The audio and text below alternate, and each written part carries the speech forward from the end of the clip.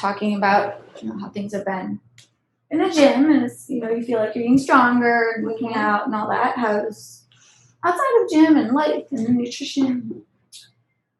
Outside of life,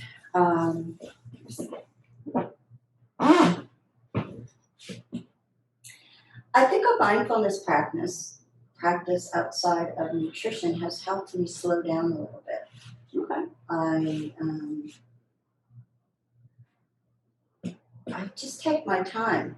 Yeah. 'Cause I sometimes I'm just running. I'm thinking, why is it necessary to set a load of laundry and get the dishwasher going? Do they really need to be done at the same time? And finding myself standing out in the yard, staring up in the tree, just slowing down. Yeah. And Sure. I like that since I think I'm going to be here for a little while. My nutrition is good. Okay. A lot of chicken lately. Okay. A lot of beans lately. Yeah.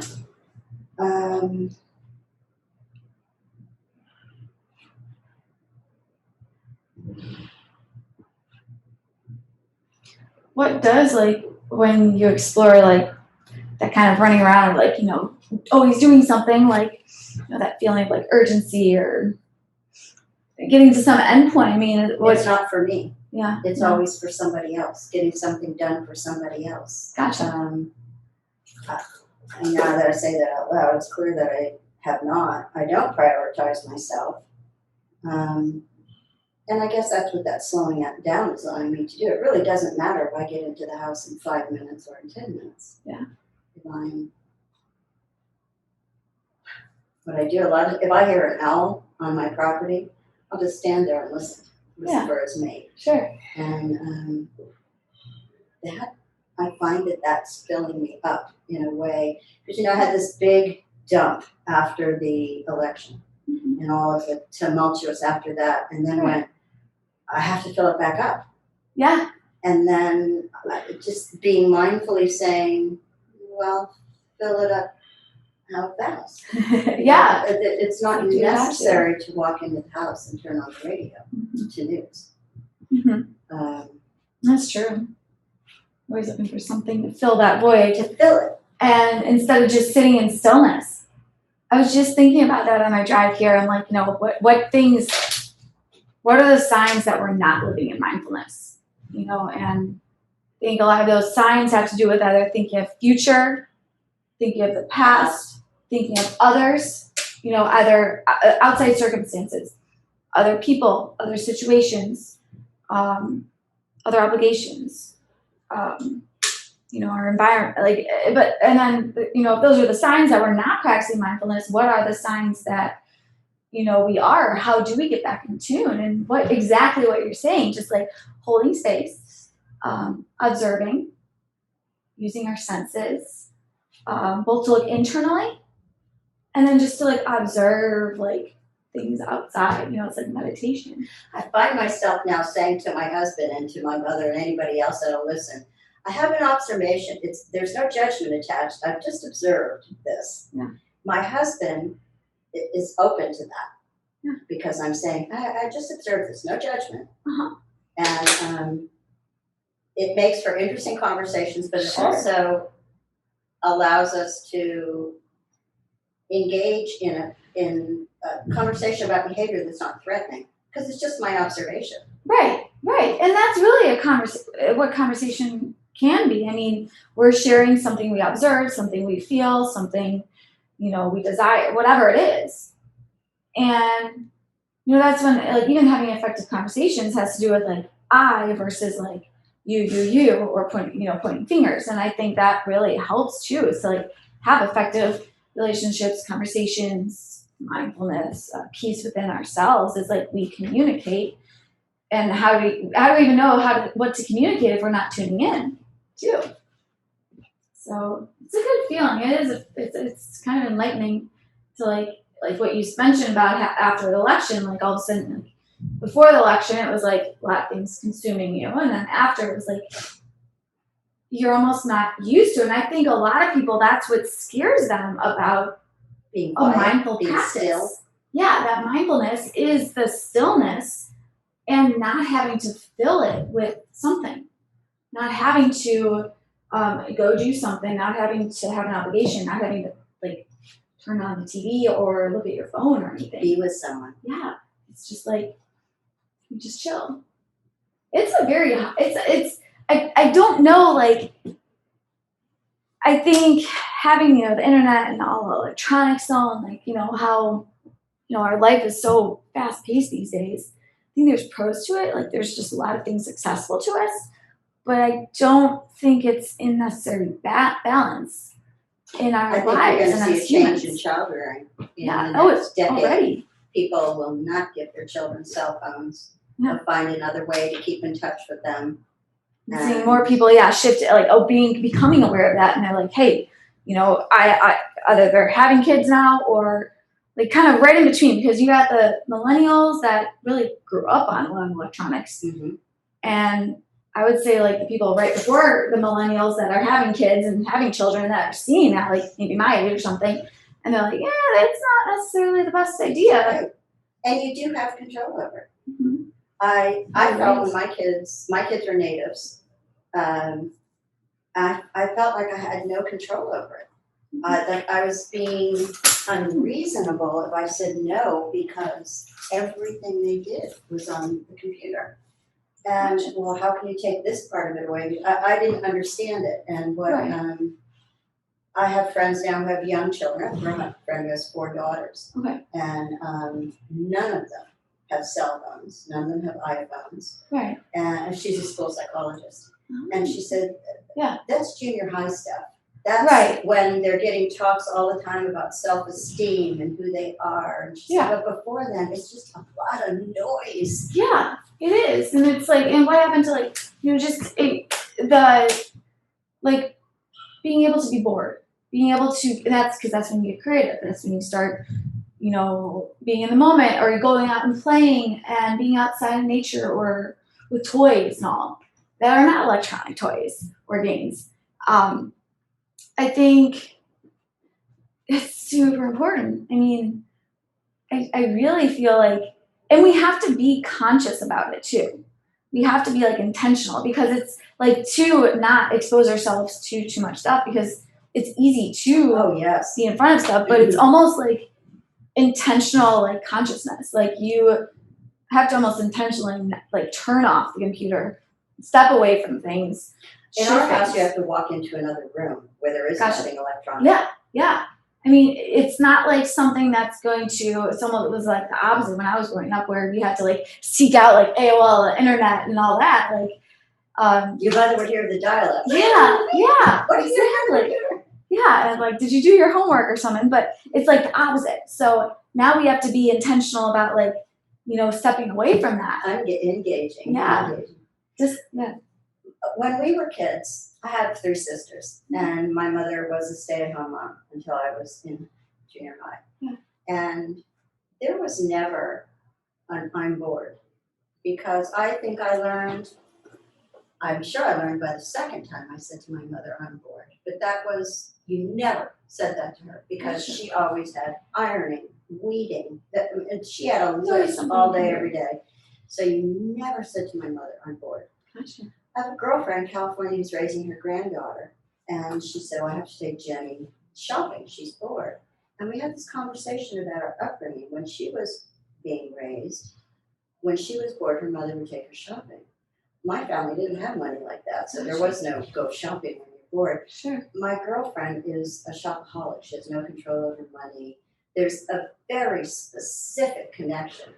So when her and her granddaughter said to her, I'm bored, or when she said I have to take Jenny shopping because she's bored, I said, why don't you stick her in another room with a book, or hand her a shovel and tell her to go out? Georgia, boredom is, if you can't get yourself out of boredom, you're stuck. But it was interesting that was how our respective families, I never said, I'm never bored. If I'm bored, if I say the words, I'm bored, I'm up. I know I have to do something, that's on me. Sure. Georgia shops, and her granddaughter will now shop. And that goes to show a lot of it is conditioning too. It's like how we were raised, the stories we were taught and the things that we were exposed to growing up. And that, takes one awareness and then shifting that too. Same thing. I've been talking on social media this week about like emotional eating. And I think it's tied with stress and boredom. So like some people turn to, food for emotions or boredom or something like that. And the shopping thing, I almost feel like it was more like a ritual growing up with me. It's like my mom, it was like Fridays we would go like explore, like shop and all at the mall. But, or grocery, because all the grocery stores and all, we like to go and see what the specialty foods or something. But yeah, it does make you wonder, like, how do we deal with, boredom? Is it something that we create ourselves if like we're bored, or is it something that we're avoiding in our lives? And like, if we're bored, it's like, for kids, it's okay, they don't have anything else to do. They can either be given something else to do or they can get creative about it. For adults, how do we deal with like this boredom type of phenomenon? I mean, do something. Yeah, you do something, you create something, you find things to do around the house, or you just chill out and all. I'll just sit here. Yeah. I think that's uncomfortable for many people, though. I've talked to people, I've worked with people over the years, like when we talk about like even a breathing practice or a meditation practice, and they're like, I can't sit still.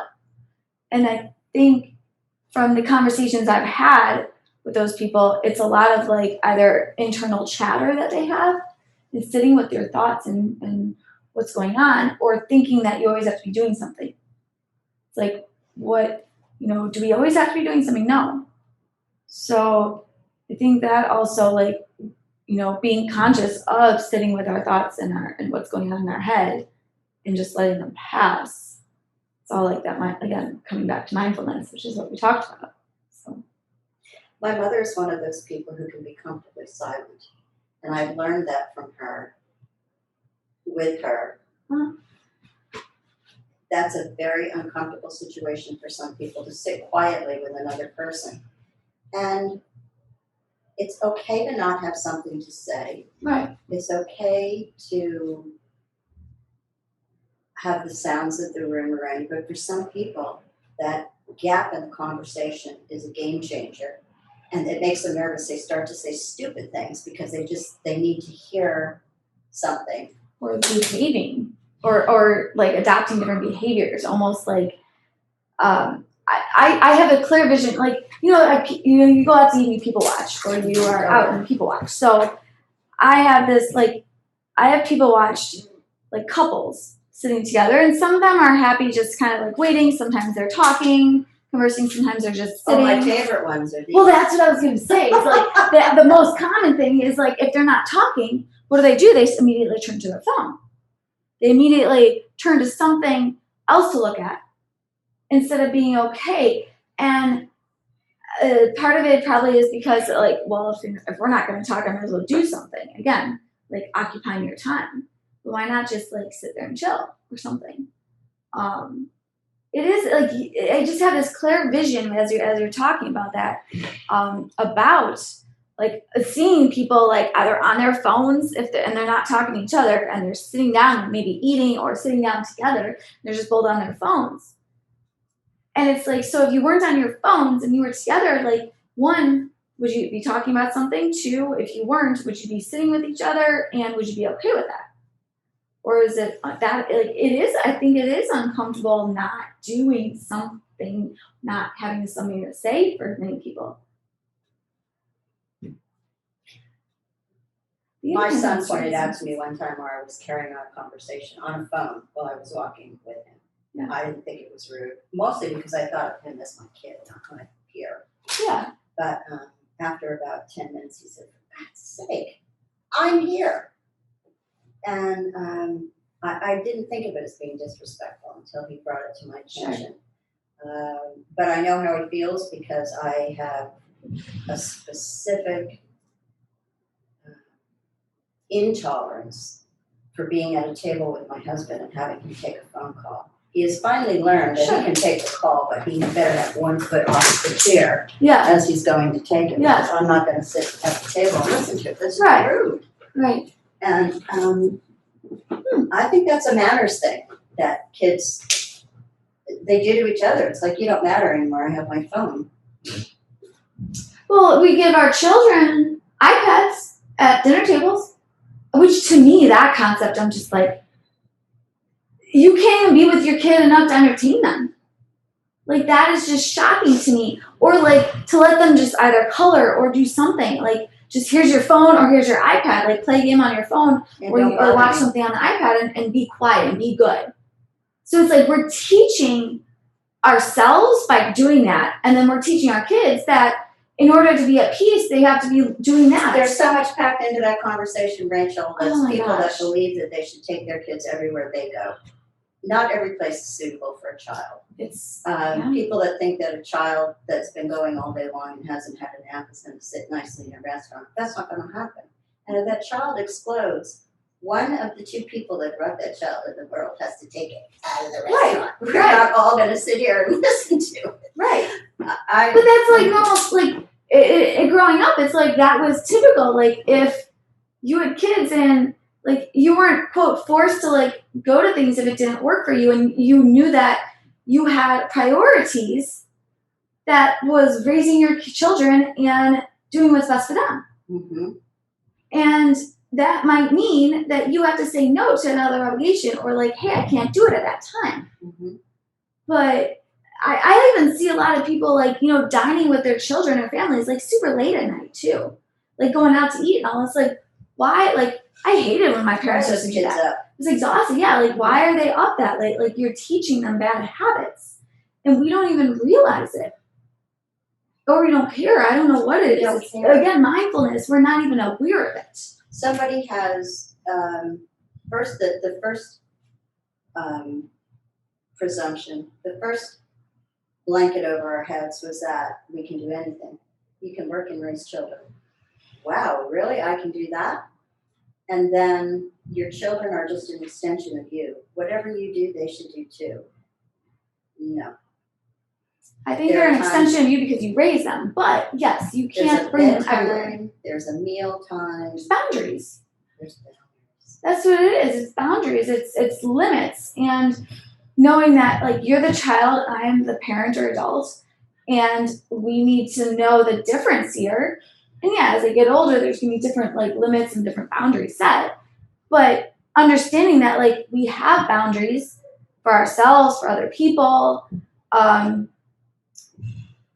our well-being, and it's just crazy because I don't see people valuing that or being aware of it, and I think it does come back to just paying attention and knowing that, and not feeling like we have to rush around. Like, so all these concepts that we're talking about, like not feeling like we have to rush around, not feeling like we have to do it all, because we can't do it all. I was just talking to my girlfriend yesterday, and she had been mentioned that she went out of town with one of her friends, and her friend, we were talking about her moving, and her friend was like, well, my best friend said, well, you can't have everything, like, necessarily. Like, she's like, well, I think you can. I'm like, you can have everything you want. You're just not at once. She's about 30, yeah. And it's like that wanting to have it all. And it's like, you're told you can have it all. You believe it. Yeah, and the thing is, it's like, it's good to keep you in that mindset of like you're able to if you work for it. But at the same time, the reality is some things might not work that way. We need to know how to like determine like our priorities and what our values are, and then be willing to like say, hey, this is not working. Let's try something different. Or we say, hey, this isn't working. What am I not doing right? I should be able to do all this. Right. We talk, it's like, well, I should be able to follow this. It's like dieting too. It's like that those rules and the expectations around things of, you should be able to do this. You have to do this. And it's like all these ideals that we've created around things. And I think it's great, like, America, like, yeah, you can become anything you want. But at the same time, I think it's important to know our priorities, know our strengths, know, what we value and our abilities. Because if we're, you take a kid that's not talented and they want to do a sport that they're just not talented in, it's like, you can encourage them. I talk about, in gymnastics, I talk with the coaches that like this all the time because I experienced that, because when I was growing up, there was one track and one track only, USAG, JO, which is competitive, like Olympic level or otherwise college. And nowadays there's all these recreational. Otherwise there was like high school. I didn't want to do high school, so only club team was that. Now there's the club, and then there's that Olympic type of track, or college, But there's a fun track. And there's this more recreational competitive track. And the understanding is, I think that is part of your job too as a parent, of like helping your children figure out, one, what they enjoy, but also what they do best, and helping them understand those differences and kind of find something that they can put together in that way. My mom exposed me to a ton of different sports. I did pick gymnastics. Now, I think a lot of my fears got in the way and injuries got in the way, but I don't know. Sometimes I question, I'm like, well, could I have excelled in another sport that I'd love just as much? Maybe not. But like, we try to force ourselves into something. We try to conform to a diet. We try to conform to a workout. Try to conform to, and even if it's something that's not going to work for us. And I think that's like, it's only making things harder for us as individuals, because what do we do when we can't do it? We're like, I can't do anything. Mm-hmm. And that's not the case. You can do something. It's figuring out what's going to work for you. And I think that works in the business. Even like, you take an approach and you can follow what this other business coach has done for years. But if it's not for you, it's not for you. Mm-hmm. If how somebody's teaching you is not for you, then you're not going to get it. But I think it's super important to really recognize and like learn yourself and be taught from the ground up. Like when you're young, like expose yourself to many different things. Let them try it. Let them see what you have fun with. I think you need to pair the passion and the purpose and like that interest and all. Otherwise, it's like, we try to do things that maybe aren't ideal for us, and then we get frustrated because we don't do the best, or we don't do as well as we want to, or we work 3 times as hard and we're worn out. And I think being realistic, like I think of also marathon runners. Like not everybody is a marathon runner. Mm-hmm. Not everybody is good at even running 5Ks, but yet you get these people that force themselves to train the same exact way, and it's not right. It's not like, then they come down with injuries, or they wonder why they gain weight, because that's the stress to their body. Mm-hmm. Their bodies are more stressed than supportive. So it's like, can we help each other find out what works best for us? So it's like interesting. It's not about weight. No, it's not actually. Yeah. I think if we really try to figure out what works best for us, workout wise, eating wise, lifestyle wise, like interests, and we just followed those things, we would be happier, we would feel more fulfilled, we'd probably struggle less. Yes. Less as far as like goal wise, like it'd be a lot easier to find the goals. Know where we were and what we could achieve. Right. Like there's an analogy I remember. You have one outcome, but you have many different paths to get there. You can take so many different routes to get there, and not one is better or worse than the other. It's what's going to work for you. And I think it's critical to take that understanding. And it's ironically, as I'm thinking about this, it comes back to us paying attention to ourselves, and that takes mindfulness. That takes awareness. So it kind of comes back around to the problem that we have, is that we don't want to tune in with ourselves. Mm-hmm. That's too scary to be responsible for me. I can be totally responsible for you. It's like, but it's crazy because that cycle kind of goes in a big cycle of like, so how do we break this like cycle of like, we're out of tune with ourselves. So what we end up doing is things that aren't for us. And then to get ourselves back, like how do we get there? Well, we weren't in tune and mindful with ourselves, but we don't want to sit with ourselves. It's enough time to just be in peace, to try different things, to face our fears, whatever it is. It's very deep. Yeah. But that's how I think people should think that's why your program was good, and I think that's why people should approach it from the point of view of, yeah, I'm fat, but that's just a symptom of what's going on. Sure. Yeah, it's true. Right, like you can't just, you have the symptoms, you have the goal, but you can't just like plug it in with just like generic things. You need to try different things, get to know yourself or that person. Like as a coach, it's like I'm helping you get to know you. Mm-hmm. As an expert, you have to help others get to learn and understand themselves. And that's, and you can't do that for someone. No. And that's why I don't like diet plans and like structured like routines and all. I'm like, okay, I can teach you. I can give you tons of recipes. I can tell you what foods are good for you. But now I want you to take a moment. And for somebody who doesn't want to stop and pause and step back and take a couple of moments to think about what they enjoy or what they have the taste for or what they don't like, then that itself, I think, should be the foundation of like, let's start practicing mindfulness. Let's start getting in tune with yourself. Let's start getting in tune with your surroundings. So I feel like we can talk for like probably 2 hours on this topic of like where to start, because it keeps coming back to the next thing. It'd be a nice weekend. This one? Yeah. Yeah, just